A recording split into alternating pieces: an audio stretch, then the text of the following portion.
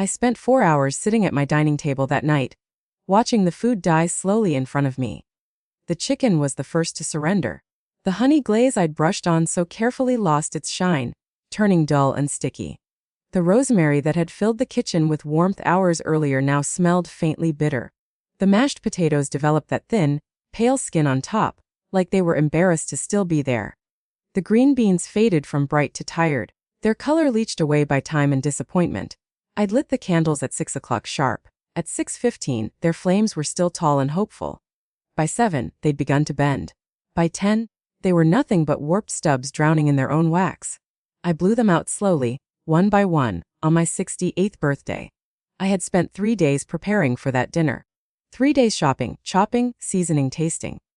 3 days reminding myself that this time would be different. That my children wouldn't forget. That they wouldn't cancel. That they wouldn't do what they always did.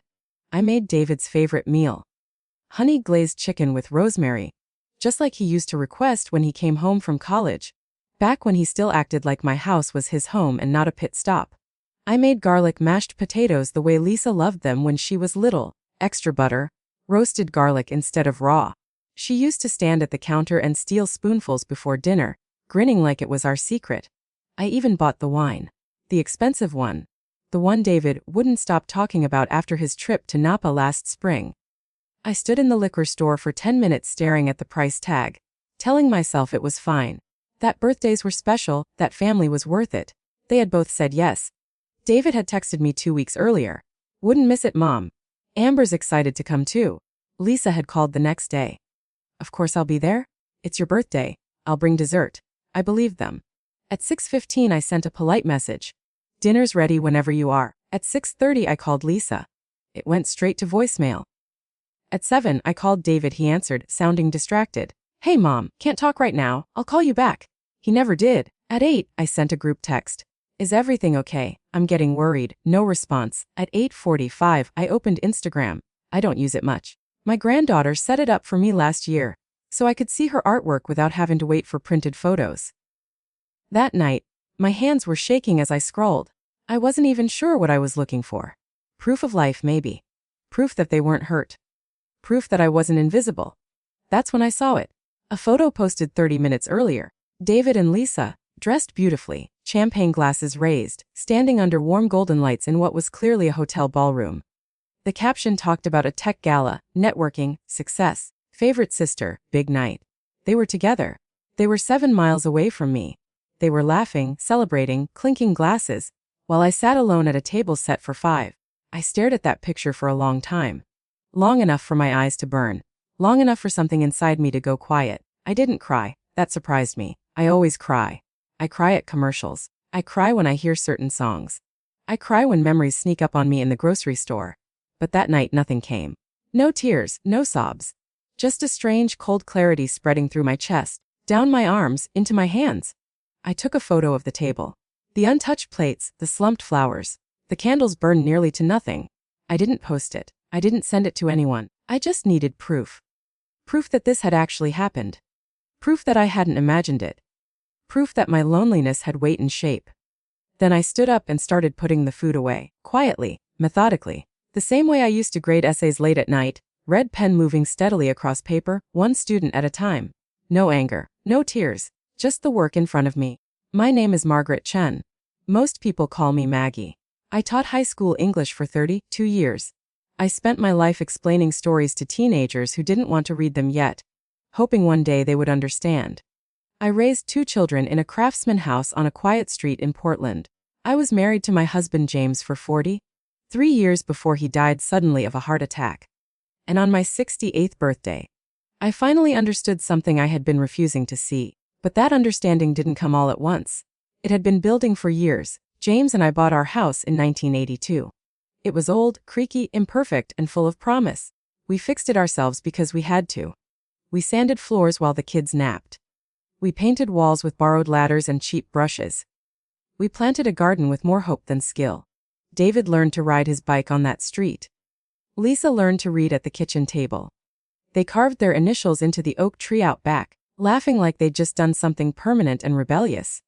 We didn't have much money back then, but we had enough. Camping trips instead of resorts. Hand me Down furniture instead of new, love instead of excess. Somewhere along the way that changed. James got promoted. The money grew. The sacrifices faded. And without realizing it, we taught our children that help was automatic, endless, guaranteed. They stopped as they started expecting. When James died, I fell apart in ways I didn't know were possible. The world went foggy. Days blurred. I forgot meals. I forgot appointments. I forgot myself. And while I was drowning, my children stood on the shore, reaching out only when they needed something. The night of my birthday dinner wasn't the beginning. It was the moment everything finally stopped pretending. And that was the night I stopped being my children's ATM. I woke the next morning to a gray sky pressing against the windows like a quiet accusation. For a moment I forgot what day it was, what had happened, and then the memory slid back into place so gently it almost felt kind. My phone sat on the nightstand, dark and silent. No missed calls. No late apologies. Just the soft hum of a world that had moved on without me. I made coffee and carried the mug to the dining room. The table looked smaller in daylight, less dramatic.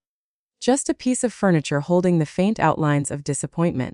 I ran my fingers over the wood, where the plates had been, and tried to remember when birthdays had stopped being celebrations and turned into tests I always failed. David used to draw me cards when he was little, crooked letters and stick figures that looked nothing like us.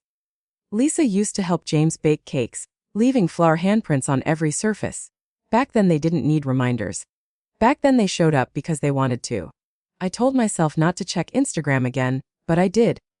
The photo from the gala had more likes now. People were commenting about success, ambition, big opportunities. Lisa had replied to someone with a laughing emoji. David had posted a story about new connections and exciting ventures. There was still nothing for me. I closed the app and set the phone down. The silence in the house felt different now, not heavy but hollow, like a room that had finally been cleared out. Later that morning, a message arrived from David. Sorry we missed last night. The event ran late and we were exhausted. Let's grab lunch next week. No happy birthday. No explanation. Just a casual reschedule, as if I were a meeting he could push to another day. I read the text 3 times, waiting for anger to rise. Instead, I felt tired. Not the kind of tired that sleep fixes, but the kind that settles into your bones after years of carrying something too heavy for too long. I didn't reply. Instead, I went into the garden. The hydrangeas were fading, their blue edges turning soft and dusty. Leaves gathered at my feet as I walked, the first hints of autumn brushing against the air. This house had been my entire adult life. Every room held a version of me I barely recognized anymore. I thought about what would happen when I died. I imagined David and Lisa standing in the doorway, deciding who would take what. I could almost hear them discussing the value of the furniture, the equity in the house, the best way to sell everything quickly. It wasn't a cruel thought, it was simply honest. That honesty sat with me all afternoon until it grew into something solid. Not anger, not revenge, just clarity. The next day I called Patricia. She answered before the second ring finished. When I told her what had happened, she swore loudly enough that I had to hold the phone away from my ear. Her outrage made me laugh for the first time in days. You've spent decades giving to them, she said. When do you get to choose yourself? The question lingered long after we hung up. That afternoon, I opened the box of James's things I had been avoiding. Old receipts, photographs, letters, and at the bottom, his journal. His handwriting felt alive on the page, steady and familiar. The last entry stopped me cold. He had seen what I refused to see. He had written about exhaustion, about feeling like a resource instead of a person, about wanting me to be free if he was gone first. You owe them nothing, he had written. I closed the journal and sat very still. The house creaked around me, the sound echoing like an answer I had waited too long to hear. Something shifted inside me then. A small, quiet decision that didn't feel dramatic but felt permanent. The following week, I called a real estate agent. My voice didn't shake when I told her I was ready to sell. She walked through the house admiring the floors, the light, the garden James and I had planted decades ago. She told me the market was strong, that I could get more than I expected. When she left, I stood in the living room and let the emptiness settle. I wasn't abandoning my past. I was stepping out of it. Packing began slowly. I sorted through books first, the ones I had carried through every stage of my life. Some I kept, others I donated, each decision a small act of letting go. Sophie came over on Saturday like she always did. She noticed the boxes immediately. Are you moving? She asked, eyes wide with curiosity instead of judgment. I told her the truth. She listened quietly, nodding, her expression thoughtful in a way that felt older than 16. Good, she said finally. You deserve something new. Her certainty steadied me more than she knew. A few weeks later, David called asking for money. The conversation unfolded exactly as I had expected. His voice carried urgency, the language of opportunity and pressure, the assumption that I would say yes like I always had. This time I didn't. The silence on the line felt heavy, then sharp with disbelief. He tried to reason, to remind me of everything he had built, everything at stake. I listened calmly, repeating my answer without raising my voice. No. When I hung up, my hands trembled, but my heart felt strangely light. It wasn't cruelty. It was boundary. Lisa called 2 days later, her tone careful, probing. She wanted to understand why I had changed. I told her I hadn't changed. I had simply started listening to myself.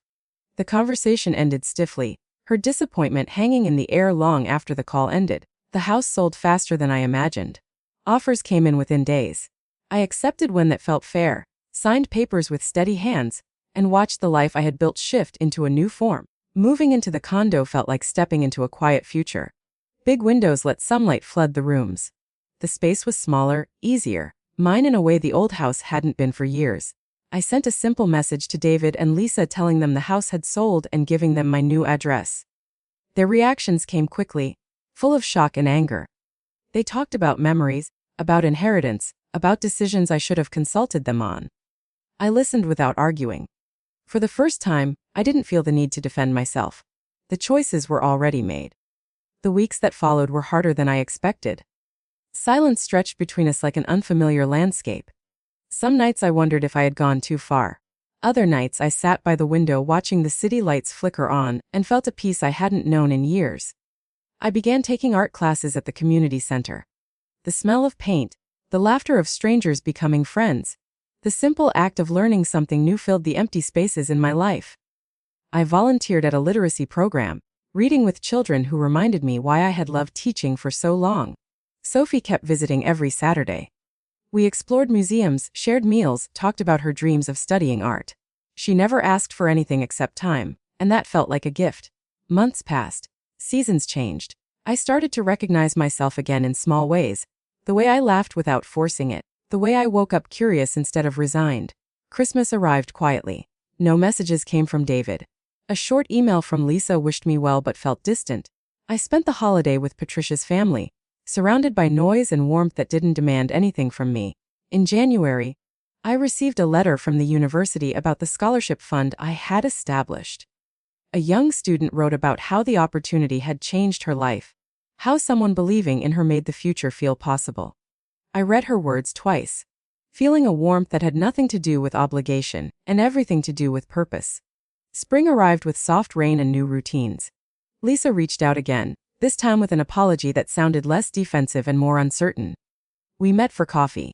The conversation was awkward, filled with pauses and careful words, but beneath it was a fragile willingness to try again. She admitted she hadn't realized how much I had given over the years. I admitted I had never told her how tired I felt. We didn't solve everything, but we began something new, a relationship without the unspoken contract of endless support. David remained distant. Sophie told me he was still angry, still convinced I had been influenced by others. Hearing that hurt, but it didn't break me. I had learned that love sometimes means accepting the distance someone chooses. The day Sophie graduated from high school, I sat in the audience with Lisa beside me. When Sophie's name was called, we both stood, cheering louder than anyone around us. For a moment, the past felt less heavy, replaced by the simple joy of being present. That night, as I sat in my quiet condo, I thought about the birthday dinner that had started everything.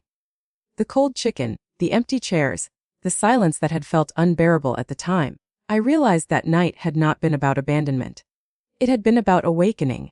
I had spent decades believing that love meant giving until nothing was left. That family meant sacrifice without limit.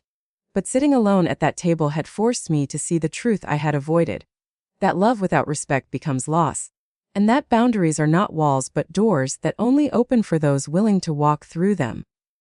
I turned off the lights and stood by the window, watching the city breathe beneath me. My life was smaller now, quieter, but it felt real in a way it never had before. For the first time in years, I wasn't waiting for anyone to arrive. I was already home within myself. Summer arrived gently, without asking permission. The mornings grew brighter earlier, the evenings lingered longer, and I found myself waking before my alarm. Not because of worry, but because I had things I wanted to do. That alone felt like a small miracle. I started walking every morning, a slow loop around the neighborhood near my condo. I noticed things I'd rushed past for years before: a woman who watered her plants at dawn, a man who always fed the birds at the corner bench, a cafe owner who remembered my name after the second visit. These were small recognitions, but they added up. They reminded me that being seen didn't have to come from blood alone. Lisa and I continued meeting for coffee. Sometimes it was easy, sometimes painfully awkward. There were moments when old habits surfaced, when she would hint at stress, at expenses, at things she didn't know how to manage alone. Each time I gently redirected the conversation. I asked about her work, her friendships, her dreams. At first, she seemed surprised. Then, slowly she adjusted. One afternoon she looked at me across the table and said, "You're different." I smiled. "So are you." She nodded, stirring her coffee. I think we both needed this wake-up call. Maybe we did. David still hadn't called. Months passed without a word. I thought about him more often than I admitted to myself. I wondered if he missed me. If he ever thought about that birthday night. If he remembered the smell of rosemary chicken, or the sound of my voice when I used to read to him before bed. Some nights, the grief came back in waves. Not just for James, but for the version of Hood I thought I'd have forever. I let myself feel it now. I didn't rush past it or bury it under obligation. I sat with it, breathing through the ache, trusting that it would pass. Sophie visited less often once she started preparing for college, but when she did, she arrived with stories and sketches and excitement that filled the room. Watching her step into her future felt like witnessing something pure and unburdened. She never treated my support as owed. Every thank you she gave landed softly, like a reminder that generosity feels different when it's respected. One evening in late August, Lisa called unexpectedly. Her voice sounded unsteady. "Mum," she said, "I think I messed up." I listened as she told me about a project that had fallen apart, about trusting the wrong people, about realizing she didn't actually like the life she'd been chasing. She didn't ask for money. She didn't even ask for advice at first. She just talked. When she finished, there was a long silence. Then I said, "Do you want my help, or do you want me to listen?" She exhaled. "Can you just listen?" I could, and I did. When we hung up, I felt something settle into place. This was what I had wanted all along. Presence without price. In September, the university invited me to attend a small gathering honoring donors. I almost didn't go. Crowded rooms still made me uneasy. But Patricia insisted, so I put on a simple dress and went. I met 2 students who had received support from the scholarship.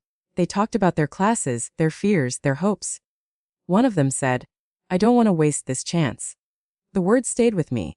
Later that night, I stood on my balcony looking out at the city lights. I thought about how many chances I had wasted waiting for my children to become people they weren't ready to be. How many years I had postponed my own life, telling myself there would be time later. Later had arrived, quietly and firmly, and it belonged to me now. In October, David finally called. I stared at the phone for a long moment before answering. My heart beat faster, not with hope but with readiness. "Mom," he said. His voice was guarded. "We need to talk." "We can," I replied. "If you want to." There was a pause. "I don't understand what happened to you." I stopped pretending. I said gently. He sighed. "You embarrassed us. Selling the house like that? Giving away money. People are talking." I almost laughed, but I didn't. "I didn't do anything to embarrass you, David. I made choices about my own life. You punished us. I protected myself." Silence stretched between us. Then he said, "I feel I chose everyone else over us. I chose myself." I answered, "You were welcome to choose me too." The call ended without resolution. But I didn't feel shattered afterward. I felt sad, yes, but steady. Sometimes clarity doesn't bring reconciliation. Sometimes it just brings peace. On my 69th birthday, I didn't host a dinner. I went to a small restaurant with Patricia and Sophie. Lisa joined us later. There were no expectations, no elaborate plans. Just conversation, laughter, and a slice of cake with one candle. As I made my wish, I realized I want anything more than what I already had. That night, back in my condo, I sat by the window with a cup of tea. I thought about the woman I had been a year earlier, waiting at a table set for 5, believing love could be earned through effort alone. I wished I could reach back through time and tell her this. You don't have to disappear to keep others warm. You don't have to give until you're empty to be worthy of love. Being a mother doesn't mean being a resource. Being a good person doesn't mean being endlessly available. Life didn't become perfect after I stopped being my children's ATM. It became honest. And honesty, I've learned, is the most generous gift you can give yourself. I turned off the lights and went to bed, not waiting for my phone to ring, not hoping for messages that might never come. I had finally learned how to show up for myself. And that was enough.